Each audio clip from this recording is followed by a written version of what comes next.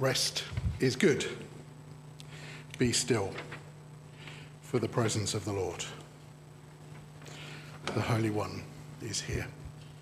We're going to turn back to that passage that we looked at earlier in our meeting that Brenda read to us, Mark chapter 2 and verses 23 to 26. And the question is, are you getting enough rest? Are you getting enough rest? See, we're notorious, particularly in Western society, for not getting enough rest. Employees in particular, those who are working, are notorious for not getting the rest that they need. What we tend to do is focus on the short term, everything that needs to get done by yesterday, rather than focusing on the long term. Are we actually going to be able to do the marathon of however many years' work it is? I've known colleagues who have not taken their holidays, the holidays that are owed to them by the company that they work for, because they don't feel they've got the time to do that. So they don't take the rest that they need. They're worried about work piling up when they're away. And there does seem to be some kind of law that says if you're going away for a week, you do 2 weeks' work before you go, and then when you come back, you do 2 weeks' work to catch up. I don't know how that works, because you're only away for a week in between. But there does seem to be some kind of law that says that. So some people are worried about the work piling up, and so they don't get the rest that they need. Or they worry that if they try and get some kind of balance in their lives between work and rest, then they'll be seen as replaceable.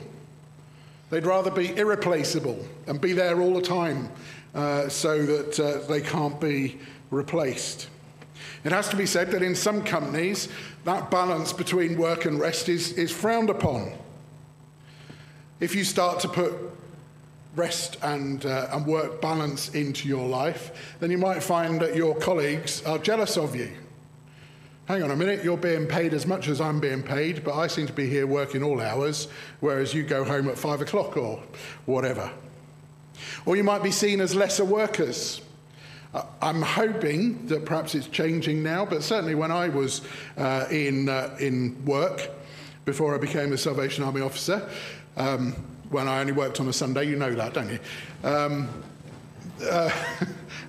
Part-time workers were seen as lesser workers by their employees and sometimes by their colleagues, and so they were overlooked for promotion and things like that. I always felt sorry for part-time workers because they seem to have to do 5 days work, but just in whatever days they worked. If they worked 3 days a week, they just did 5 days work in 3 days, or worked at home or whatever. But business now is, in some places at least, slowly beginning to realise that rest is as important for work as work is. That rest is as important for work as work is. Rest is important for our overall well-being, and it actually affects our productivity in a positive way. It means if we get the right kind of rest and adequate rest, then it's more likely that we go to work with a positive mindset. Hands up if you would prefer a positive-minded work colleague to a negative-minded one. Yeah? And that comes through, in part, getting adequate rest. Rest, getting the right kind of rest and the right amount of rest, actually, research shows, decreases levels of clinical depression.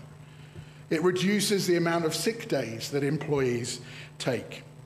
Workplace performance actually improves. If you go to employers and say, I need to take more rest and I need to put a boundary around the hours that I work, the worry from employers' point of view is, well, we're going to get less work done.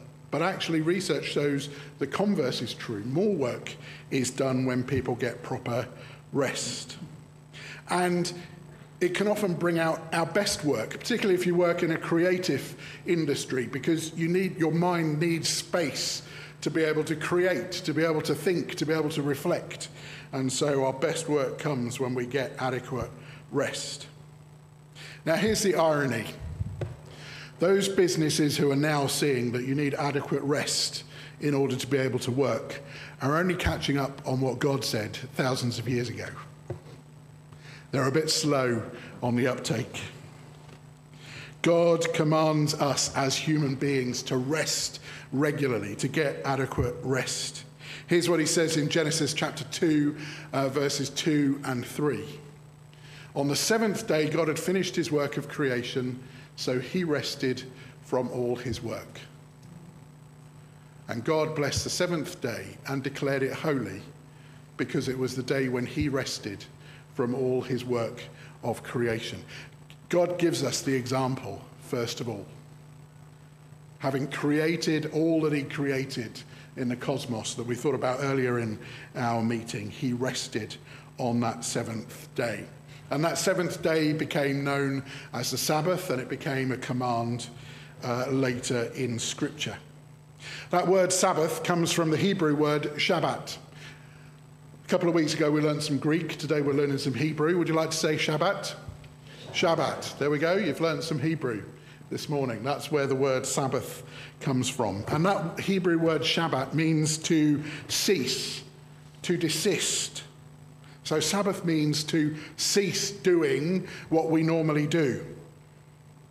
To cease from all the work that we do the other 6 days of the week so that we can benefit from the spiritual benefits and the physical benefits of rest. As I say, that idea of Sabbath, of Shabbat, became one of the 10 Commandments. We know that, don't we, from our Old Testament. It was reinforced by the prophets as we go further through the Old Testament. And then by the time we come to Jesus' time, it was reinforced by the rabbis, by the teachers. And it was important because it marked out God's people as different from the pagan nations around them. This idea of Sabbath, of resting every 7 days, reminded the Jews that they were God's people, that they lived differently to the people and the nations around them. But just like we need reminding today, by Jesus' time, it's clear from our passage this morning that people needed reminding why we had Sabbath, why God commanded us to rest regularly. And so here's our key verse for this morning. It's verse 27 in our passage in Mark chapter 22. Jesus said to the Pharisees, "The Sabbath was made to meet the needs of people, and not people to meet the requirements of the Sabbath." The Sabbath was made to meet the needs of the people, not the people to meet the requirements of the Sabbath. The Sabbath was there to remind people that they needed to set aside their normal duties and to rest and to worship God. But what the Pharisees had done over thousands of years was to turn it into some kind of legalistic nightmare. Now, the Bible doesn't tell us why they did that, but I do wonder if it was because it seemed too good to be true. That God would say to his people, I want you to rest, I want you to stop working every 7 days. And you will get all that you need. You will be able to grow all the food that you want. You will be able to get the things that you need in life to live on. In those 6 days, I want you to rest on that 7th day. It does sound a bit too good to be true, doesn't it? Maybe that's why the Pharisees had made Sabbath an impossible burden. The Pharisees were good lawyers because God said to his people, do no work on the Sabbath. Now, if you're a good lawyer, what's the question that arises in your mind when you hear do no work on the Sabbath? Any good lawyers here this morning? Yes. What does no work mean? What's the definition of work? That's what the lawyer asks. That's what the Pharisees ask. What does it mean when you say no work? What if my donkey falls down a well and I decide to pull it out of the well for its well-being? Is that work or is that not work? Those sorts of questions. Hands up those of you who are now worried about whether your donkey's fallen down a well or not. Okay. What does no work mean? The Pharisees thought. And being good lawyers, they left nothing to chance, you mustn't leave anything to chance. And so they went through every conceivable possibility that they could think of in everyday life, and they explored what work was and what work wasn't, and then they documented the outcome of their discussions. And it boiled down to 39 forbidden acts on the Sabbath, and then, like good lawyers, they were subdivided into different categories and all sorts of things. And one of the things that they said was work, and therefore shouldn't be done on the Sabbath, was reaping, which is why they picked the disciples up on what they were doing on this particular Sabbath. The Pharisees appointed themselves as judge and jury to ensure that everybody in the area was observing all the rules that they put in place around Sabbath. And Jesus cuts through all of this and says to the Pharisees, says to the people around him, and says to you and me, no. The Sabbath was made to meet the needs of people, not the people to meet all the requirements that you've decided are there for the Sabbath. What people need on the Sabbath is space to rest, to get adequate rest, so that they can work the other 6 days. What they need is space to worship, to just stop and to be and to focus on me. The Sabbath was made to meet those needs. And so the question this morning is, do you and I need to hear that reminder again today? Do you need to hear that reminder?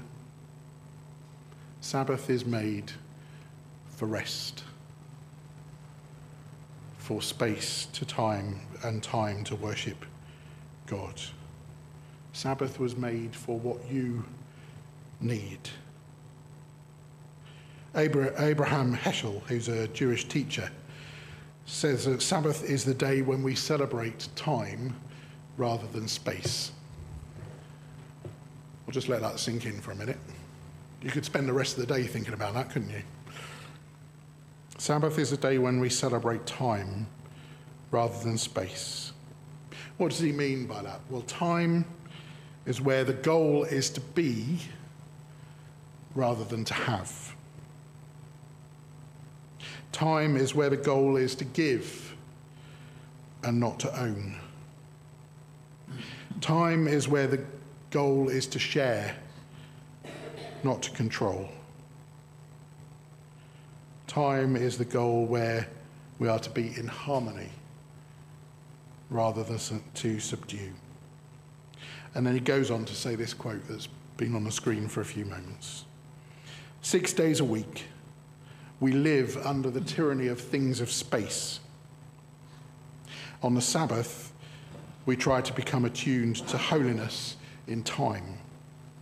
It's a day on which we are called upon to share in what is eternal in time, to turn from the results of creation to the mystery of creation, from the world of creation to the creation of the world. I just want to keep that quote up there for a few more moments. You need to hear this morning. You need to hear this morning. You need to hear this morning. You need to hear this morning. Why? Because the moment that you leave this building, actually if you get your smartphone out, possibly even before you leave this building this morning, there will be siren voices that tell you something different. When you get out there this morning, when you leave this place of worship, you will hear siren voices that tell you that Sabbath is for something else. If you turn on your television later today, then advertisers will tell you that today is for something else. They might tell you it's for a takeaway.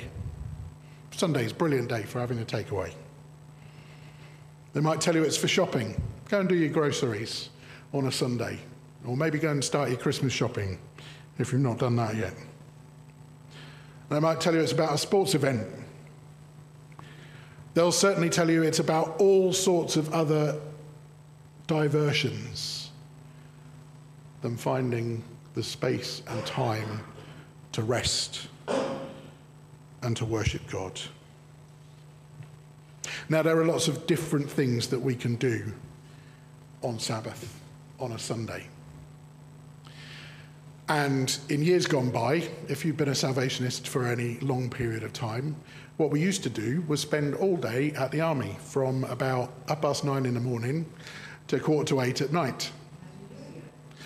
Well, yes. Maybe.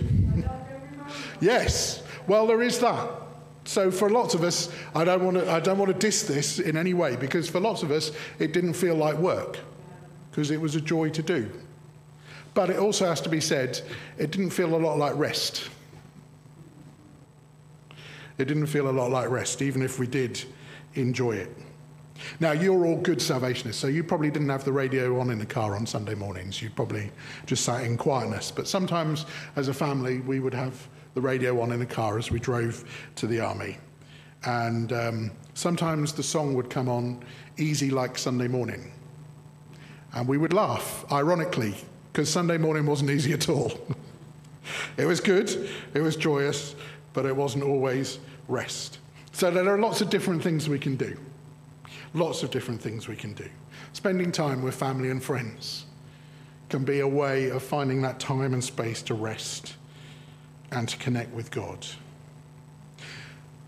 And I don't want to say what's right and what's wrong to do on a Sabbath, because then I become like a Pharisee and a good lawyer. What I will say is this, because it's what Jesus says.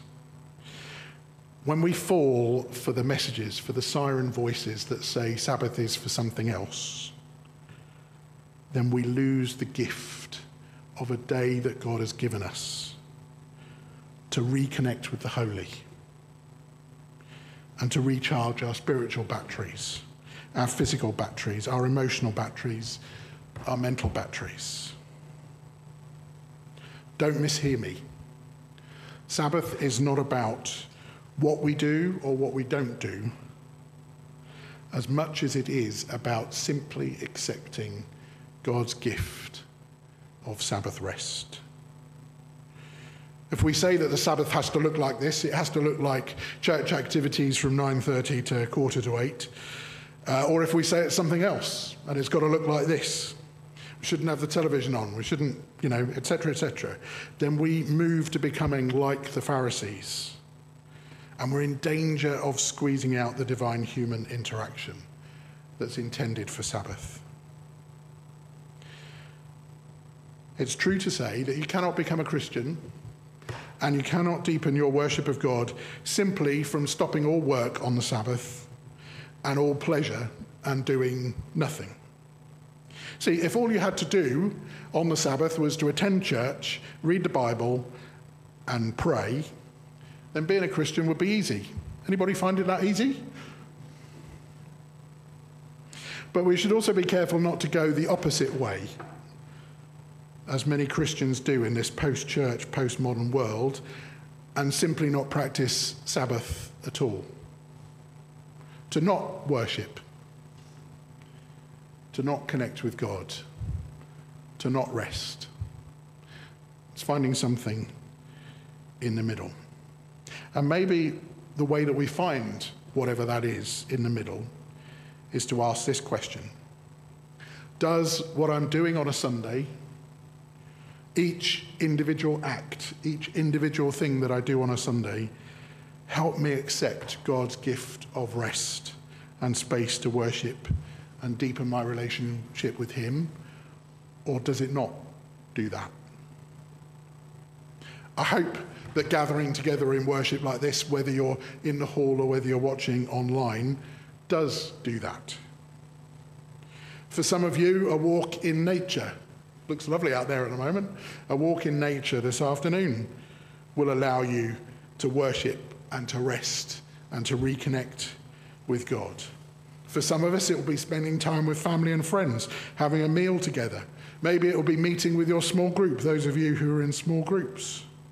Maybe, this is a bit radical, but I'll say it anyway, maybe it's even lying in, if that's what you most need. Maybe it's even lying in, if that's what you most need. But be careful. Lying in because you need rest is different to lazing around in bed simply because you can't be bothered to get up. There's a difference in the motive. Watch your motive. My prayer for all of us, myself included this morning, is that we'll be free from that consumer lifestyle that's killing our souls and, as we've been thinking this week, polluting the earth. And that for one day a week, that's all, one day a week, the day of rest that God gives us. Our lives will not be dominated by money or work or consumption, but we will find the rhythm that God purposes for us and find rest for our souls. And so, as a reminder to each of us this morning, we sing together Song 746, which says to us, "Come ye yourselves and rest a while. Weary, I know it, of the press and throng. Wipe from your brow the sweat and dust of toil, and in my quiet strength again be song." And as we sing these words together, just start to ask yourself that question. Is what I do on the Sabbath, each individual act, does it draw me closer to God? Does it give me the rest I need or not?